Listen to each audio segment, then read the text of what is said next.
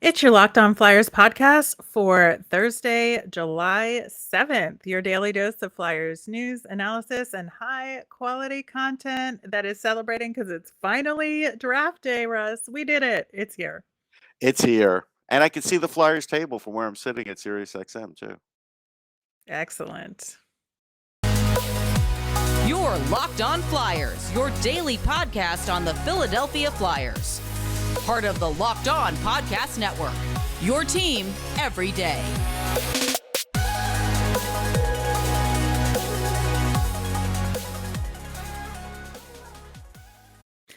Hello, I am Rachel Donner. You can find me on Twitter at rmiriam. You can find Russ Cohen here, the fabulous prospect expert we have on our show at Sportsology. Thanks for making us your first listen every day. You can follow us on Twitter at Locked On Flyers. Keep up to date on all the Flyers news and our episodes. You can also email the show at lockedonflyers@gmail.com. On today's show, yes, it is draft day, and we are just going to kind of talk about the run of show and what it looks like from the management perspective, from the player perspective. Really excited to get into those details with Russ, who knows a lot about how that works.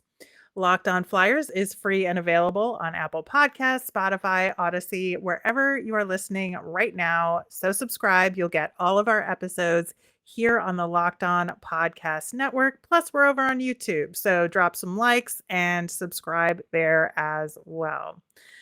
Russ, I can't believe we're here, but we did it, We made and it. we've got a lot to look forward to for tonight's draft for day 1, and then for round 1, and then on Friday, we've got the rest of the rounds, and it's kind of open season for that too, in terms of who the Flyers could potentially pick up. And so I thought we'd just run through the day and what and the 2 days, I guess, and see what things look like. So from the player's perspective, just kind of, from a bird's eye view, what is the draft day like for the top players? So top players, and it's really a lot of players. It's more than the top. You've got 3-4 rounds of players that sometimes will go. You'll have guys missing here and there, but a lot more players will go to this one, especially because it's in Canada, and I Mhm. think that will help. Uh, what you're going to see from players is, they all bring as many family as they can. They go out there, a few days ahead of time or day ahead of time. There's um, there's a lot that goes into it. For everything you hear about hockey moms and hockey dads and all of the driving and everything, when that player gets selected, it's a 99% factor that the moms will cry. And a lot of times I'll ask the players about that like ahead of time. I didn't do it that much this year, but because it's almost a foregone conclusion. Will your mom cry? Yeah, your mom's gonna cry. Like it's just gonna happen. What's interesting though, like a lot of players are not hiring people to dress them like you think they might because they're gonna have money in the future or whatever. A lot of them, like I've had a few that are taking credit giving credit to their buddies, like saying, "Hey, we went out suit shopping, and my buddies, helped me out." And the latest guy to do that, I think, was Reed Schaefer when I asked him. And so I'm gonna be interested to see what his suit looks like, um, because it's like one of those things where it's kind of like, all right, let's see how you look, and then we'll let you know after if they did a good job or not. But I know there were times where I've spoken to players, and they definitely were dressed by professionals, so that happens Mhm. too. So you're going to see some snazzy dressers. You'll see some very basic suits from kids that just don't care, and that's fine too. I think that's part of the charm of the NHL draft. It's not like the NBA draft where like everybody's wearing something that's worth way more than anything you own at home. So I think there's that too, and and there's nerves. There's a lot of nerves for these players. They all would like to hear their name on the first day, but if it's Right. not, it's a tough night's sleep, and then you got to wake up the second day and then hope that you get drafted. Not everybody gets drafted, so there's that too. So then what is sort of the determining factor for those supposed first round picks or potential, late first round, early second round? Like how many of those get seated in the prime area in the arena in case I they think get more picked? now than they used to. As an example, I wrote about Cale Makar, who was taken fourth overall, right, by Colorado, and was not We'll hear about that for the rest of our natural born lives, yeah, Russ. and was not seated in the green room. He was in the Mhm. stands. Right. So he had to So actually come out of the stands to go and get to the podium, which nowadays wouldn't happen. mhm. Because I think that was just like a complete oversight. Like they should have just put him in there on the off chance, but they didn't. And so, like, that may be the last time that that happened. I tend to like it better when the players are in the stands anyway, because I love seeing, the camera try to find them, they pop up, And they're with their and they're hugging family. they're with their family. I think it's so much better that way. I think it's nice. Day two is full of that, right? So I Right. think it's nice. Would I be a liar if I said I'm glad that they have a green room and they could do it in an orderly fashion so that I don't have to leave the arena at midnight after doing a broadcast? Yeah, I'm glad. I'm glad that they kind of have an order to it. Yeah, it was nice when they had to do it remotely, early in the pandemic that they sent everybody all the hats so they Yes, could the hats thing was funny. I Yeah, enjoyed that. that was really good. Now, And sort they end up of giving away those hats to like their buddies and friends of, friends who like those teams. It was really funny. Yeah, it is super, super fun the way they got creative on that year. But I think that, for guys that are again kind of the borderline players between the first round and the second round, that must be just the most nerve-wracking. It is, and they'll never fully cop to it. But there are players that know, hey, they could go anywhere from 20 to somewhere in the second round. And look, we've all seen pictures of guys. I still see the face of Angelo Esposito as he's dropping, and they keep showing him. Mhm. They're always going to do that. It's just there's drama. Like that's just built-in drama, and you feel bad because it's a young guy. Like, how would you feel at that age? But already they've so used to a lot of attention that it's not. I can't say it's not the worst thing because it is the worst thing, but it's not something that they're not prepared to do, and that so they're all prepared Right. to feel the best or feel the worst. Like that's just the way it goes. Yeah, and I also enjoy kind of the organic reactions, and Hmm. I think all of them, of course, are just excited to be drafted into the NHL at all. And so what team it is kind of irrelevant, but you try to look for those little hints and clues that are they excited about this team in particular or not? Yeah, once in a while you'll see a player that actually goes to the team that they hoped they were going to, and you sometimes you knew that at the combine. Most of the times you find that out Mhm. afterwards. And I think you're right. I think there is a little something special about that. Mhm. But again, there is just something about getting drafted too. And that is the main goal here is just get your name called. One team just has to fall in love with you. That's the whole thing.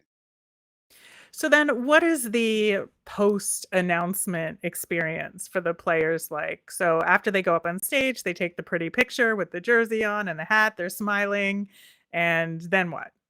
Well, there's a gauntlet. So, they go and they'll go from the stage to Sirius XM. They'll do an interview there. They'll go to TSN. This year, they'll go to ESPN.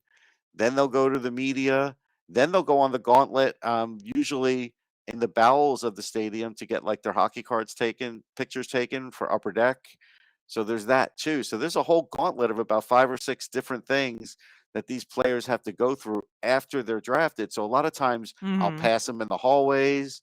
I'll see them because I have a little different access, than some regular media, and I'll see guys on their way to get their pictures taken for their hockey cards, and other ones are coming back and they're just going to the podium. And so yeah, it's a lot to it. And there's a lot of people are just thrown into it. They just, they're volunteers. They're just there because they want to be around the experience, and they help not everybody is working like, like an arena person. There's a lot of volunteers too. That's cool. Yeah. I'm always wondering if they're going to do the typical pointing the stick out pose in their photos. And is that going to be the picture this year, or is there a different pose that Yeah, they're it all going to depends. It have? always it depends on the photographer. I've sat in on a few of them because I have some friends at Upper Deck. It does depend on the photographer, but um, you will see that picture more than anything else. Once in a while, you'll see a kissing of the stick. Once in a while, you'll see some other stuff, but that's the pose you'll see the most. Yeah. All right. That's a lot of fun info on the players side of things. We're going to talk about management side of things coming up next. But first, I want to talk to you about the incredible coconut brownie chunk Built Bar because they have taken that Built Bar and given it the Puffs treatment.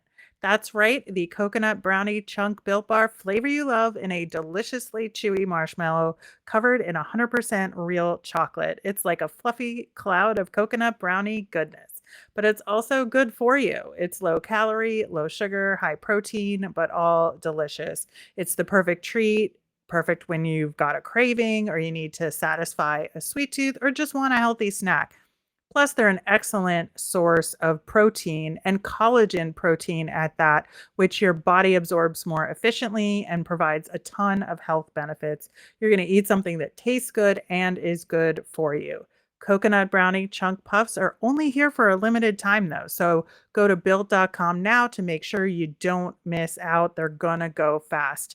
Delicious coconut, rich, sweet brownie, creamy marshmallow. Go to built.com right now to order your box of coconut brownie chunk built puffs. Use the promo code LOCKED15 and you'll get 15% off your order. That's promo code LOCKED15 at built.com.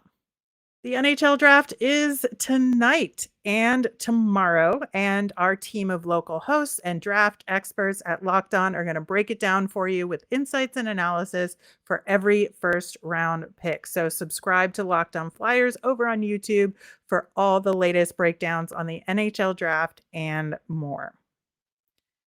All right, Russ, we talked about the players and what they go through. Now let's talk about the management side of things. And one of the things that has always been interesting to me about that is the fact that there's like mass tables of people at the draft because to me, in my head, I've always imagined that they have their draft board ahead of time. Hmm. And so you don't need 87 people at a table weighing in on everything as the draft progresses. Maybe, I guess, on the second day, more than the first day, you would need a, a few more people there. So, who are all the people that are there besides, your GM, assistant GM, and such?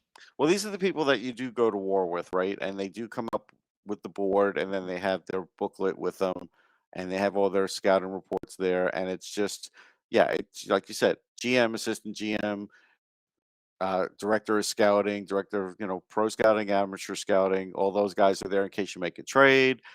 Sometimes there's distinguished people in the organization that you just have there, so they're there. Sometimes you have family members there of like the owner, like the kids or something. Once in a while, you'll see like an owner and a kid. You'll see like Yeah. Oh, the kids are runners, like, yeah, the going kids around sort of the delivering runners, so they stuff? wear the team jersey. You see that a Mhm. lot. One year, Kevin Connolly was on the table. So he was there for the Islanders, and I'll never forget this. I was getting ready to interview Brock Nelson after he was drafted, and then this guy walks up and he goes, "Excuse me." He goes, "Hey Brock, I just want to congratulate you." And he shakes his hand and he leaves. He goes, "Sorry about that." He says that to me, and then I start talking to Brock Nelson. So, Kevin Connolly was there when Charles Wang owned the team, so he was like their good luck charm. And so you see a lot of that, and you have the proverbial phone there, which I think is ridiculous now, but Yeah. you know Like, they're who using communicates text. that way these days? Yeah, nobody does. But there's a lot of things that go on. So, you have everybody who's at the table, there's a roll call. Like there's a roll call about, I want to say 20 minutes before the draft starts, 25. Yes, that is one of my favorite parts of the draft, actually, Yeah, is the roll call. And I've been to a few of them, and it's always been so much fun. And especially when I went to the one in Philadelphia, where, what teams get booed, what teams get yep, cheered during the roll call, yep. especially when it was in Philadelphia and the Penguins got booed the loudest, and in Pittsburgh when the Flyers got booed the loudest.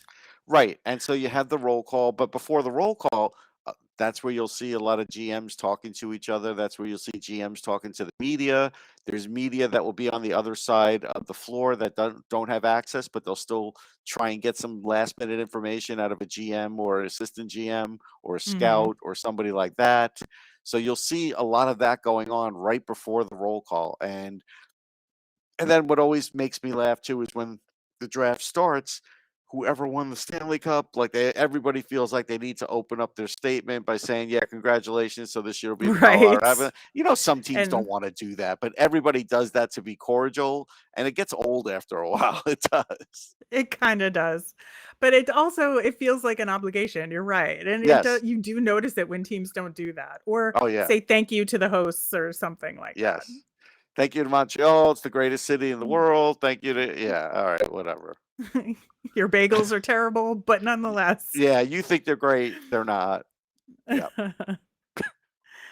All right. What is the process then, step by step, for making a pick? Because, you see it kind of, they just walk up and announce the pick, but is there an official way they have to actually submit the pick to the league ahead of walking up on stage?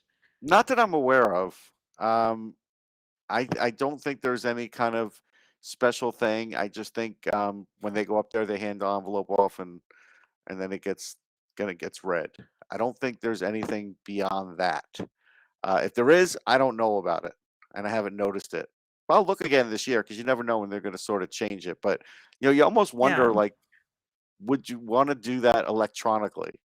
It'd be kind of cool if you did it electronically, but Yeah, they I'm don't just seem to. picturing almost like flashing lights on, Yeah, like, almost like an LED light chain that yeah, goes yeah, from the yeah. table up to on stage, and then Right. it, like, shows up in big lights Yeah, like, on first it there. would I say think that would maybe be the pick fun. is in, and then it would show up in big, Mhm. it'd be cool.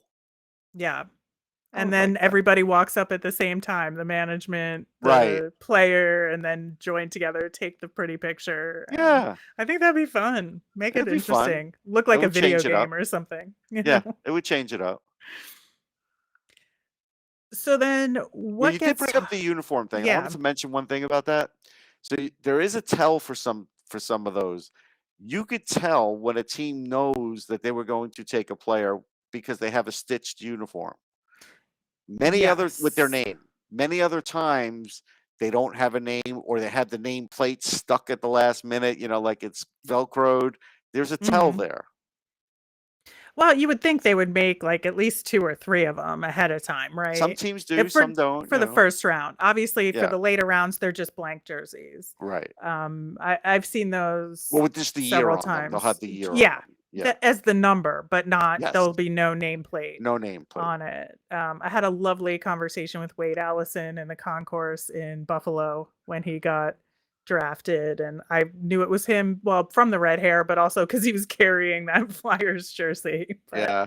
that was a fun Oh yeah, day. fans. That's the other thing that's fun about the draft is, like these guys are not snooty guys. Like I used to do a show on the concourse, and one time we wanted to get Brandon Sutter, and he went up to to his dad Daryl and said, "Hey, Dad, can I go interview with this guy?" And he goes, "Yeah, go ahead."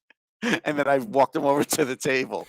Like it's just that casual sometimes, and it's Right. great. It's great for No, it fans. They get totally is. autographs, but not every draft's like that. The NFL draft, they can't do that. So that's something special about the NHL draft too.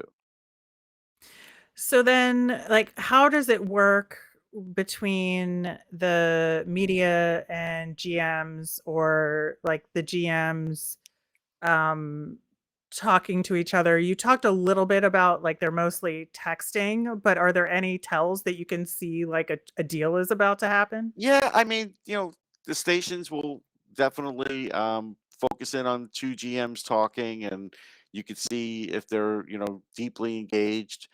There have been times where There was a coach once that walked up to a table and the table said, "Hey, how would you like to coach for us?" And when that coach got signed, that team had to give up a first round pick. That happened many years ago. So there are all kinds of weird interactions that do occur. And if you watch it, if you're there, or if you're the TV network you're on is keeping an eye on it, there are some things to glean. Like if someone is, if Chuck Fletcher is talking to, I don't know, Ron Hextall for an inordinate amount of time, you could figure out that something might be happening. So, and then there's guys that scour the floor for different networks too that, Got it. are looking for that information. Maybe someone from a team that they know whispers to them and says, "Yeah, you know what?" So that's how it's sort of done. That's really cool. Love all of that kind of behind the scenes insight about the draft. I think being there, you really get a sense of some of those inner workings, even just sitting in the stands or being Yes. around it. It's just all the stuff that you don't see on TV about the logistics of it all. It is really cool. And again, watching your team's table and what they're doing again while nobody's watching from home, I think is always really fun. I wish that was another thing that I have always wanted, is there to be like table cams for each Right. team that are streaming somewhere that you can just log in and watch what your team's draft table is doing. I think that would be a lot of fun too. They might do that only after roll call. They definitely would not want to do Mhm. that before roll call. Right. Right.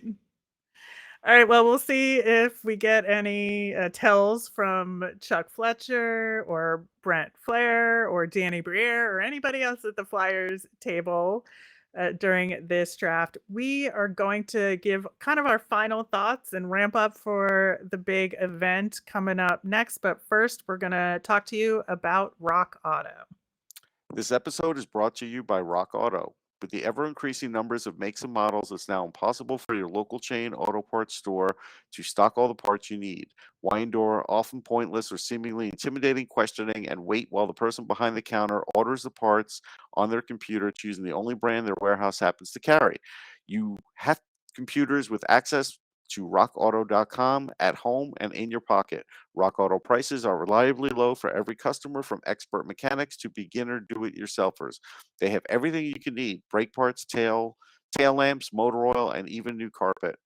Whatever you need for your car, you'll be able to find it and get your car in shape. Go to rockauto.com right now and see all the parts available for your car or truck. Write Locked On in their How Did You Hear About Us box so they know we sent you. Amazing selection, reliably low prices, all the parts your car will ever need. rockauto.com. All right. So this is kind of our last shot to talk about the draft ahead of time for the Flyers. And I guess, like, in terms of my hopes, wishes, and dreams for the Flyers, especially in the first round, two thoughts I have. Number one, I really hope they don't trade that fifth overall pick. I think Mhm. they really need to take it, and it would have to be extraordinary circumstances for me to think it was a good idea to trade that pick. So, number one, do not trade that pick, Chuck Fletcher. And number two for me is don't overthink it. I think that you can kind of getting into everything, try and go back and forth and second guess yourself. I think that at that 5 spot, there are several good options. Any one of them would be considered a good pick no matter what. So just go with what you know and not what you think you know or anything else creeping into your head. Just be confident about that pick. Yeah, I say don't trade the 50 either. Even trading down and getting a second that way, I wouldn't want to do it. If there's a way of trading a player to get a second and you have to give up, one of your 2023 thirds or something like that, I'm okay depending on who the player is and if you're saving cap space and if it's a part of that kind of deal. Uh, I'd be in on that because I think there's some good second round value here, and I don't think the Flyers can afford to waste another year of development waiting for whoever they're going to draft in 2023 and then wait another 4 years from that. So I do feel like that could be a thing. And then, beyond that, I just would want to say, um, take the best players. You need a lot of different things. You do. Don't always go for need here because your needs 3 or 4 to 5 years later may change. So that's the big thing I would say. Yeah, and I absolutely want them to get into that second round. Like we've been talking about, there's some really good options in that range as far as the rankings go, and some really good players that could make an impact for this team in, 3 to 4 years. And And, look, I get it. that's There's a 15% chance on average that second rounders are going to make it. But the idea about the draft is the more picks you have, the better your chances are. Mhm. Exactly, exactly. So, I think trading players or prospects currently in the system to get into that second round, obviously it'll depend on who they are, but as far as who you're trading away, but I think it's worth it at this point in what the Flyers are doing and where they are realistically. I think leaning more toward a rebuild style at this draft will help them moving forward, and I think people will at least appreciate the willingness to go for it on that front. So that is my hope, wish, and dream slash advice. Do you have any last minute advice for the Flyers? Last minute advice for the Flyers is definitely, don't go up there right away at the minute that like day one. I think you get 5 minutes. I think day two you get like 2 minutes. Use up the clock. I'm fine with that. Make sure you're all in agreement. Make sure there's no last minute deal that comes in. Don't be in a rush to just run up there, and don't always take the player that seems like the best value because they fell. Sometimes they fall for a reason. Go with your board. Don't ever stray from your board. Amen to that. All right. So in the US, the draft will be on ESPN. In Canada, it's on Sportsnet. Which, by the way, For Pierre Maguire just got added Oh, to that. I saw. What a tragedy for the Canadians. I'm so sorry, Canadian friends. Like, honestly, like, I'm so sorry that has to happen for you. All right, wrapping up with our Flyers fun thing. Yesterday we brought you Ivan Provorov draft memories. Today it's Scott Laughton. And just, we talk about some of the booing that happens in these drafts. Well, this was some epic booing as he got chosen at the draft that was held in Pittsburgh. I think that Paul Holmgren handled it pretty well up at the Hmm. podium that day. Pretty happy with that, but that memory is a good one for me. Yeah, and that's a fun draft in Pittsburgh. I really like that. Pittsburgh's a good city for events like that, so It it's really memorable. is. Got Yeah, to give him credit on that front. you do. I love that building, and Yep. they do put on good It events was the there. first time I encountered 5G because I remember I was doing a show and I was like, "How are we supposed to connect to the internet?" And they're like, "Wi-Fi," and I'm like, "Well, what's your Ooh, Wi-Fi?" And they're like, "We're the only building with 5G in the league," and I'm like, "Okay, good enough for me." excellent. All right, that will do it for today's show. We're going to be back again tomorrow with our day one draft recap and our day two preview. As you know, Russ will be in Montreal, so we're looking forward to getting some amazing behind the scenes reports from this draft. And we're going to be recording that early Friday morning. So look for it in your feeds and over on YouTube, kind of mid morning. That's when we'll have it for you there.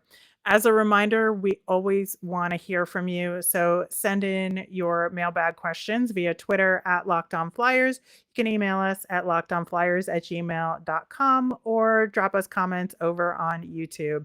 I'm Rachel. I'm on Twitter at rmiriam. That's RMIRIAM.